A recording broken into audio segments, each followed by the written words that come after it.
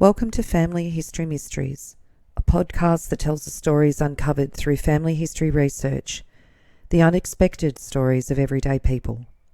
I am an avid family historian who has been compiling my family tree for over 15 years, with nearly 20,000 people recorded in my trees.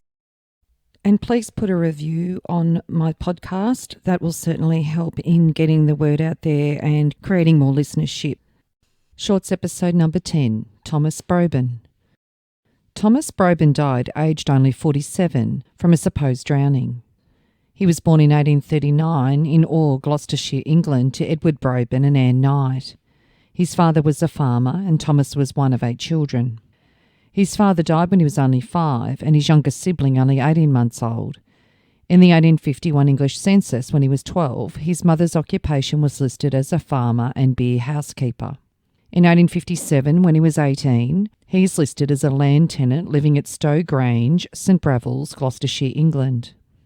He immigrated to Australia by 1874 when he married Emma Mullinger Stuckey at Goulburn when he was 35 and Emma 30. He's mentioned 2 years prior to their marriage in the Melbourne Argus, Royal Horse Bazaar. McCulloch, Campbell and Company have received instructions from Thomas Broban Esquire to sell by auction 100 head of horses, broken and unbroken, comprising of drafts, medium drafts and well-bred horses. On the 7th of November 1874 in the Wagga Wagga Advertiser and Riverine Reporter says that a mob of 120 head horses from the neighbourhood of Yass en route for Melbourne crossed at Wodonga by Mr. Thomas Broban. Most of the horses were of a superior description, just the stamp of animals required for the Indian market for which they believe they are destined, and he took those from his property at Gundagai. Emma Mullinger Stuckey was born in Gundagai and her parents were born in England. Her father, Henry Stuckey, came out on the Prince Regent in August 1824 and her mother, Mary Pyle, came out in October 1834 at the age of 16. Her parents married in June 1836 in Sydney. They were both free settlers and had 13 children, with Emma being the third born. Thomas and Emma Broban had 2 children, Thomas in 1875 and Edward in 1880, and they also had a stillborn child in 1876. Thomas died aged only 47, and in his death notice it has said that he was accidentally drowned on the 26th of August 1886. On the 4th of September 1886 in the Sydney Mail and New South Wales Advertiser, the article is titled Supposed Drowning of a Wealthy Squatter. In Gundagai, the body of Mr. Thomas Broban, the wealthy horse and cattle dealer of Tumut River and a very old resident of the district, who'd been missing since Thursday last, was found in one of the lagoons at Tarranbandra, 7 miles from town, on Sunday at 11 a.m. The body was removed to the late Mr. Broban's town residence in Gundagai, and the coroner held an inquest in the afternoon. It was elicited in evidence that the deceased had left town at 5 p.m. on Thursday to proceed to his station at Wagra, considerably under the influence of drink, that he was seen a couple of miles out, apparently unable to control his horse. He had a small bottle of alcohol with him, which was discovered 3 parts full about a mile from the lagoon. The following morning, the horse he was riding turned up at the gate of Mr. W. Givney of Brungle, who reported the matter. As the lagoons through which the deceased had to pass were high, owing to the Tumut River being in flood, a number of residents and people from Gundagai, with several boats and grappling irons, went out and were engaged from Friday until Sunday morning dragging before the body was found. In 5 feet of water, the body was found 300 yards above where the deceased's hat was discovered on the previous day. He had his whip coiled around his hand. There was a slight cut on the face, evidently caused by the grappling irons. In the purse found on the deceased, there were 3 £1 notes, 6 pence in silver, 2 promissory notes, and a document purporting to be his will, and also a watch which had stopped at 4:35. One witness stated that the deceased showed him the will and intimated his intention of destroying it that day, but he was advised not to do so. This witness also said that Broban had several £5 notes in his possession on the same day. The medical testimony was to the effect that the body had been in the water 2 to 3 days, with every appearance of death having been caused by drowning. The jury returned a verdict that the deceased Thomas Broban came to his death by drowning in the Tarranbandra lagoon on the night of the 26th, but how he came into the water there was no evidence to show. Emma married Reginald Montague Smith 5 years after her husband's death in 1891, and Emma died at the age of 84 in May 1929, and there was an obituary in the Gundagai Times and Tumut, Adelong and Murrumbidgee District Advertiser. The death occurred at the local hospital early on Friday morning of one of our oldest and respected identities in the person of Mrs. Emma Smith. All her life was spent in the Gundagai district. She was a member of the old pioneering Stuckey family, who were amongst the earliest white settlers in this locality. She was born at the family property Tumblong. She was a very stately and well-preserved woman, and in her day was one of the most aristocratic-looking women in our midst, a beautiful figure and a very fine horsewoman. She was married twice, firstly to Thomas Broban and then to Mr. R. M. Smith, both of whom predeceased her. For many years in turn she lived with her son Mr. Tom Broban and his wife at Gundagai, and then with her brother Mr. A. P. Stuckey at Clevedon at Tarranbandra. About a month ago the deceased contracted a very severe cold and was brought to the local hospital.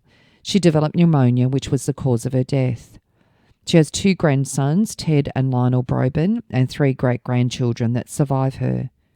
She was the daughter of the Mr. late Henry Stuckey. The funeral took place at the Church of England portion of the South Gundagai Cemetery, along those of her first husband and 2 sons. We offer the bereaved relatives our deepest sympathy in their time of sorrow. Her son, Thomas Jr., was born on the 25th of June 1875 in Gundagai. Thomas had married Florence Kate Fry in Gundagai in 1896. Florence was born in Gundagai in 1874. She was the eldest of 8 children to John William Fry, the proprietor of Gundagai's family hotel, and Margaret J. McCook. When Florence was 13, her father died suddenly, and her mother took over the hotel management with her large family of young children. Florence commenced as a pupil teacher at Gundagai Public School in November 1890 when she was 16.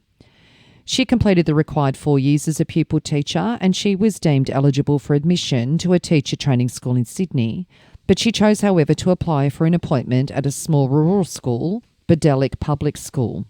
In late August 1895, Florence was given temporary charge of this school.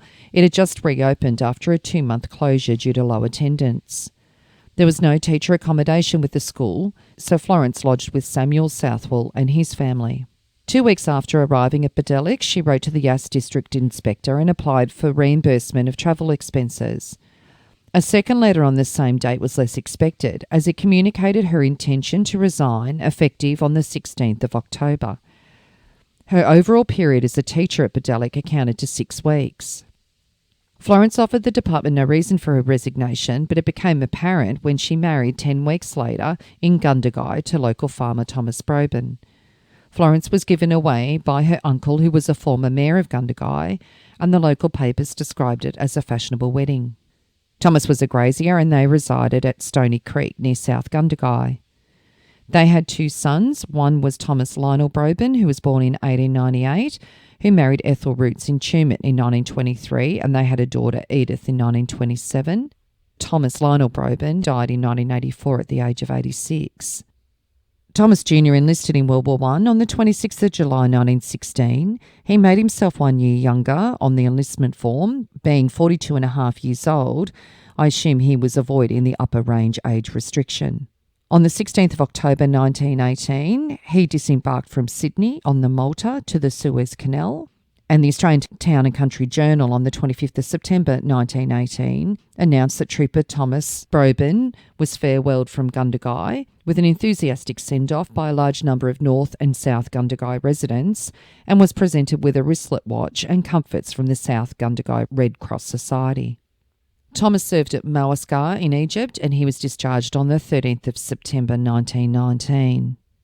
And Thomas died 2 years before his mother on the 7th of May 1927 in Gundagai.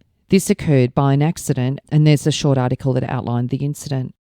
A shocking accident occurred at Gundagai today when Thomas Broban, a married man and a returned soldier, fell onto a circular saw which cut through his shoulder and half of his left lung. He lived only 20 minutes.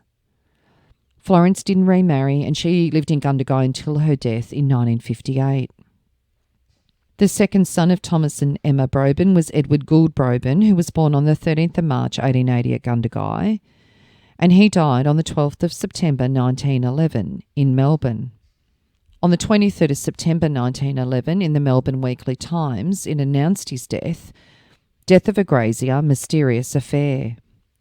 On the 12th of September, a housemaid at the Palace Hotel in Burke Street was sweeping the stairs on floor C when a male lodger named Edward Gould Broban opened his door and asked for a whiskey and soda.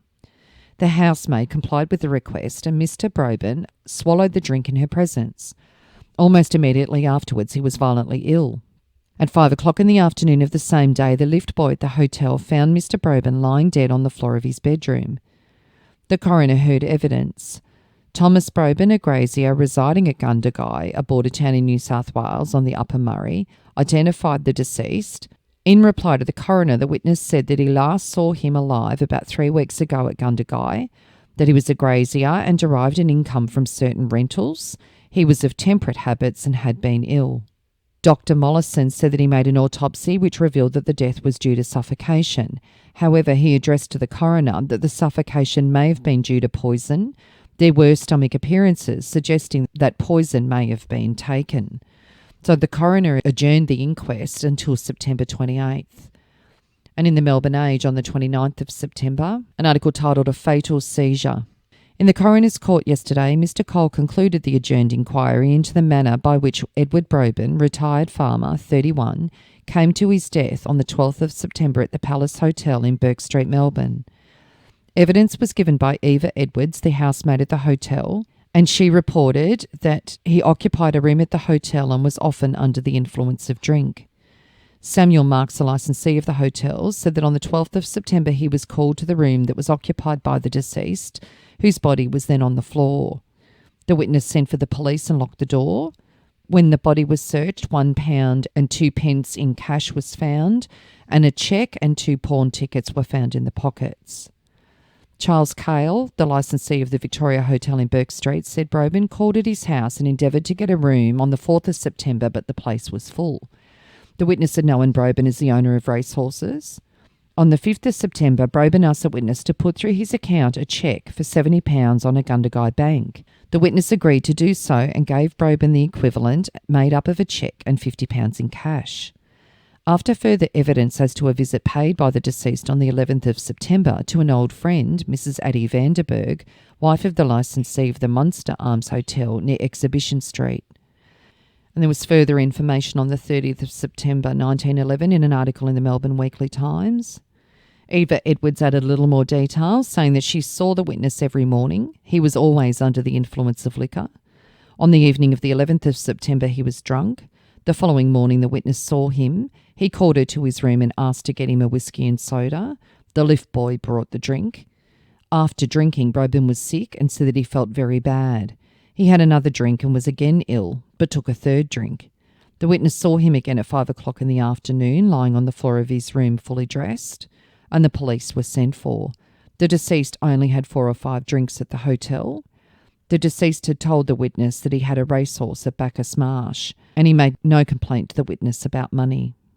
So after Detective Hawkins gave evidence, Dr. Cole recorded a verdict that Edward Gould Broban on September the 12th, 1911 was found dead at the Palace Hotel, Burke Street, having died the same day from suffocation in a fit, probably uremic and induced by alcohol.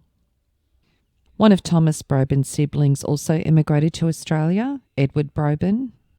Edward Broban was born in 1826 in Newnham, Gloucestershire, England, and he married Elizabeth Hughes in June 1853 at Gloucestershire. They emigrated to Victoria on the 23rd of October 1857 from Gravesend, Kent, England. They had 4 children and he was a minor. On the 2nd of July 1864 in the Victorian Avoca Mail, notice, if Mr. Pulford does not pay the sum of £14 3 due by him for expenses and wages in the claim No. 2 South Pyrenees Reef at Redbank within 7 days from the date of this notice, his share will be forfeited.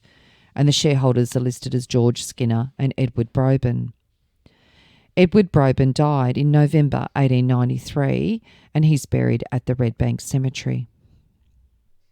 If you are interested in sharing your story on my podcast Family History Mysteries, please go to my Facebook page and send me a message. If you would like some assistance in filling in the gaps in your family tree to see what mysteries you solve, please get in touch. And don't forget you can have early access to episodes by subscribing, and you'll also gain access to bonus episodes.